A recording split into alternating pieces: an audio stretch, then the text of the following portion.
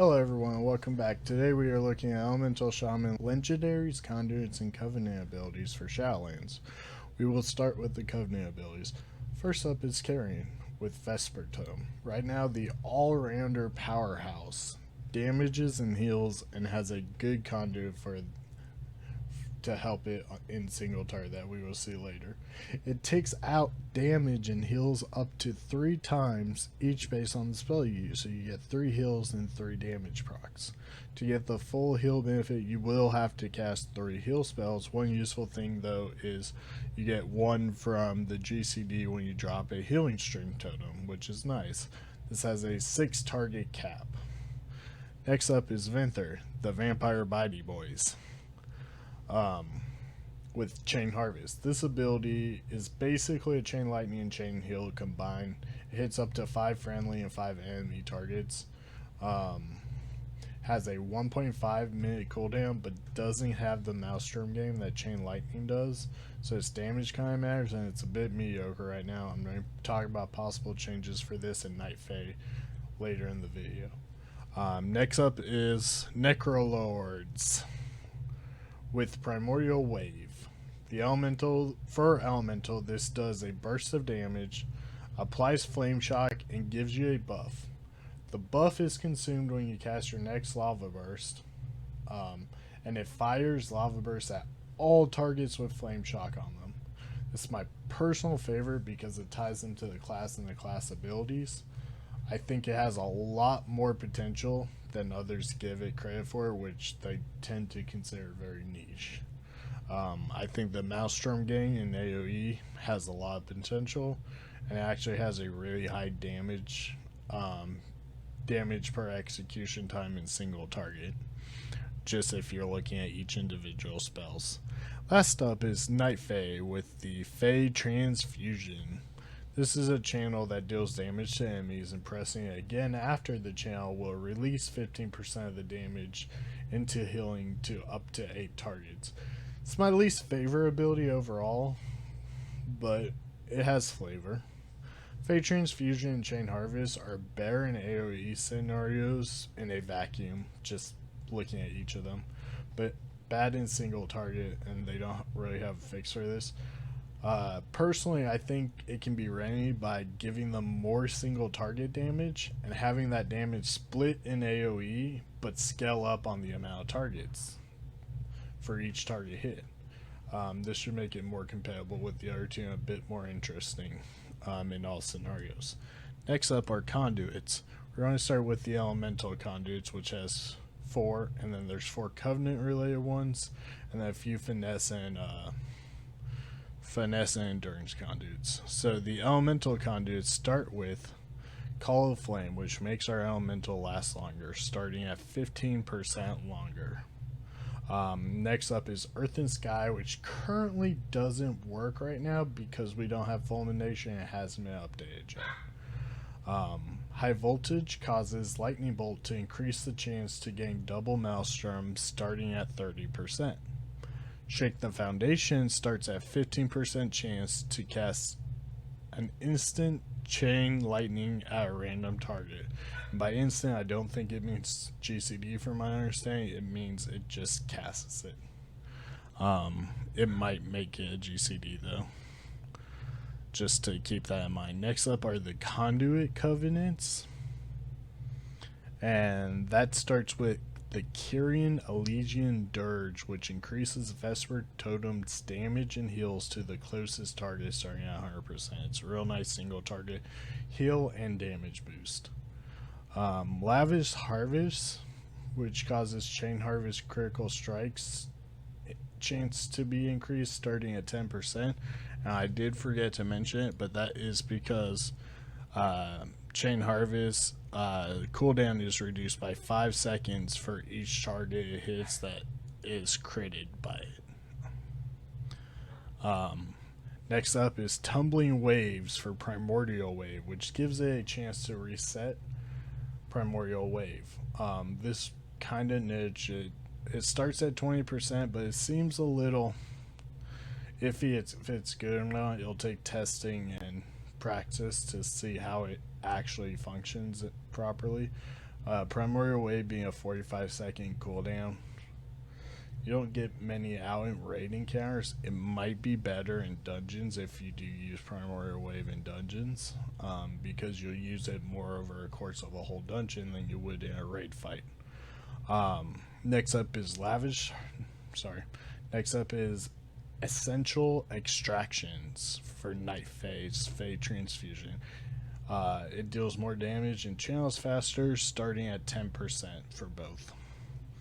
Next up are the Endurance Conduits, which are soulbinds for all shamans.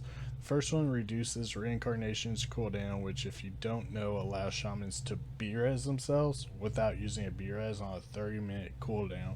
This does not get decreased by resets, and it starts at a 3-minute decrease in cooldown. Also causes us to have astral shift when we reincarnate. Refreshing Water increases healing surge on yourself starting at 15%. Vital Accretion causes Earth Elemental or Steve to increase your health by 20% while he's out. Finally, the 4 finesse conduits for shamans in general. Crippling Hex causes enemies to deal 8% reduced damage for a scaling time after Hex falls off. It starts at 8 seconds duration. Spirit Resonance causes Bloodlust to give Elemental and Resto Spirit Walker's Grace for starting at 4 seconds, and it'll scale out with the eye level. Thunder's Pause increases Ghost Wolf speed starting at 10% for 3 seconds, and it can only occur once a minute. The last but not least finesse is Totemic Surge, which reduces the cooldown of all the utility totems, Tremor, Earthbind, Capacitor, starting at 1 second. Moving on to the legendaries, we'll start with the general legendaries, which is Astral Reminder. It empowers our own Bloodlust buff, increases the duration by 20 seconds, and gives us 10% extra haste on top. Next one is Chains of Devastation, which makes Chain Heal make Chain Lightning free, and vice versa. They become instant casts. They do proc off each other, but DPS Shaman run out of mana really quick when using it, so it's kind of a waste of a legendary slot if you use it, in my opinion. I do not know how it is for Resto.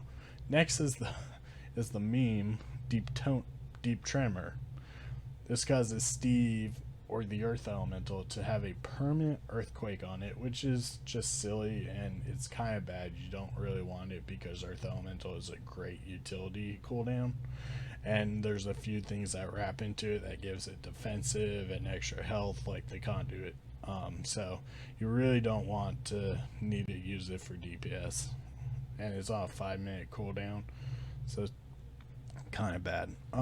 Last general legendary is Deeply Rooted Elements. Casting Lava Burst has a 5% chance to activate Ascendance for 6 seconds. This is actually pretty big after the Flame Shock tick change and the Ascendance changes we got the other day, because Primordial Wave and Ascendance, now when you cast them and get all those AoE Flame Shocks, each one of those Lava Bursts currently have a chance to trigger this, which means it's kind of silly right now, but it could be really good. It has potential. Now into the elemental specific legendaries. We're going to start with Skybreaker's Fiery Demise. This causes Flame Shock crits to decrease the cooldown of DPS elemental, so Fire Elemental and Storm Elemental, and Flame Shock has a 30% increased crit chance. Next up is Equilibrium, Elemental Equilibrium, which causes a cycle of elemental damage increases. Enhance also right now can use this and might be looking to. Fire increases Frost, Frost increases Nature, and Nature increases Fire. This also has a weird interaction with elemental type spells like Elemental Blast. Currently eats a buff if you have one, generates a buff, and then eats that buff, to my knowledge. If you don't start with a buff, it might eat one buff and then generate one buff at the end.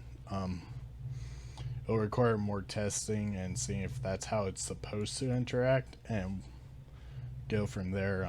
Once we know how it's supposed to interact, we'll be able to have it implement SimC, and you'll be able to do tests on if that legendary is good.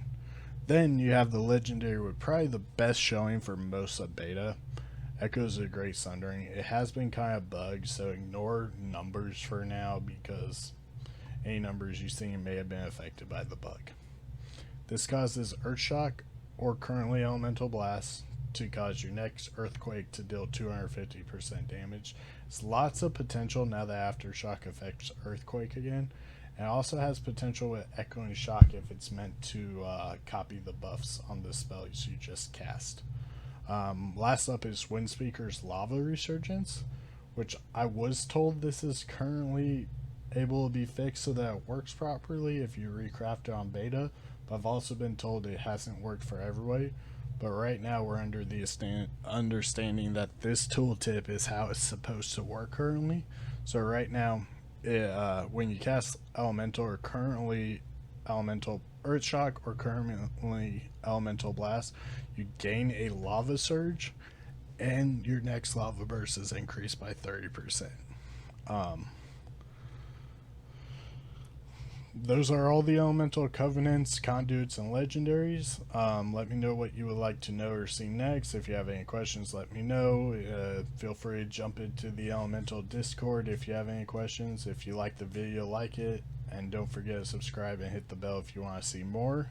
I will have the links to my stream, my Twitter, the Shaman Discord, and these Wowhead articles in the description underneath the video. Have a great day, everyone. Goodbye. See you next time.